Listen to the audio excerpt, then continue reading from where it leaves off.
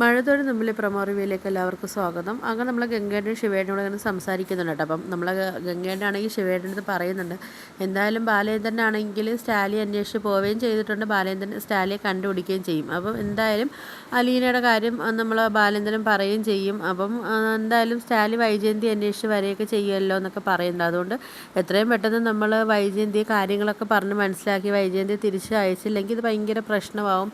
പിന്നെ നമ്മൾ അലീനയുടെ ജന്മരഹസ്യങ്ങളും എല്ലാം നമ്മൾ പറയേണ്ടി വരുമെന്നൊക്കെ പറയുന്നുണ്ട് കേട്ടോ. അപ്പം ഒന്നെങ്കിൽ നമ്മൾ ഇവരോട് കൂടെ യുദ്ധം ചെയ്ത് ജയിക്കണം, അതല്ലെങ്കിൽ നമ്മൾ ഇവർക്ക് മുമ്പിൽ കീഴടങ്ങണമെന്നൊക്കെ പറയുന്നുണ്ട്.